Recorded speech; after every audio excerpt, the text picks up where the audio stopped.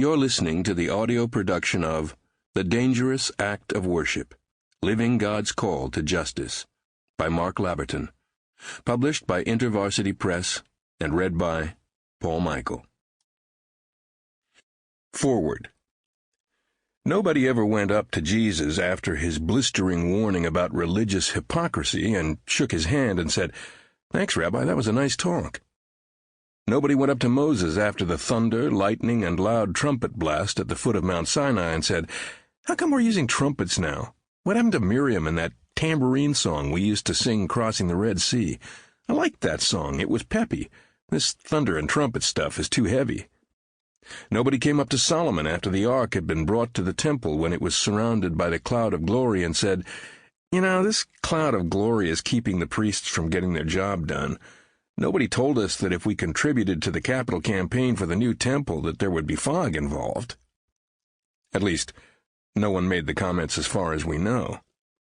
On the other hand, human nature being what it is, it would be nice to know more details of harebrained responses to worship in the ancient world. There must have been some. Somebody proposed the golden calf. David's wife felt he went a little Pentecostal in his liturgical dancing. But the general sense that occurs in the writings of Scripture is that when God shows up, people get blown away. They fall to the ground, they hide their face, they get radiant like light bulbs, they beg for mercy. "Away from me, Lord, I am a sinful man." They stayed at a distance and said to Moses, "Speak to us yourself and we will listen, but do not have God speak to us or we will die." It is this sense of worship, as the often fearful, overwhelmed, convicted, transported, sometimes euphoric response to the disruptive presence, that Mark Labberton calls us to. He wants us to think about worship not as a service we attend occasionally, but as the life-altering recognition that someone has shown up and changed the rules that our society tells us govern human existence. Worship, he says, is to be the new way of seeing and feeling that redraws boundaries, rewires connections, and redistricts how we govern ourselves. It subverts the way we decide who counts and who doesn't. In our day, the phrase worship wars has become a familiar one to certain churches, although there is surely something oxymoronic about it. There are many views on the battles and questions that go on over aspects of style and worship, particularly around music. I don't think those are unimportant questions. Yale professor Nicholas Wolterstorff once said that each people group, each generation, needs to be able to express its sense of worship in its own voice, in a way that can resonate deep in the soul. And as our culture, or conglomeration of subcultures, keeps changing, these are not issues that the church can pretend will go away sometime soon.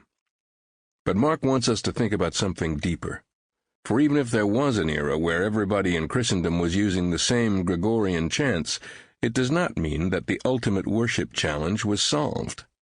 Mark wants us to understand that the profound questions that worship raises are, in a sense, masked by discussions of style or delivery systems. So this book is a bell from the warning tower. It is a summons to consider how we, not just the people who attend our churches, but also those of us who lead them, can listen to what the Spirit is saying in our day. It is an alarm clock telling us the sun has already risen. "Wake up, O sleeper, rise from the dead, and Christ will shine on you." And worship is what happens when people wake up. But worship must never be a series of isolated liturgical communal acts.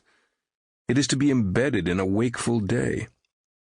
The prophet Micah said a long time ago that the divine requirements for human life are not rocket science. Do justice, love mercy, and walk humbly before your God. Worship is the humble walk. It is the knee-buckling, jaw-dropping acknowledgement of the gap between the creature and the Creator, the finite and the infinite, the sinful and the holy.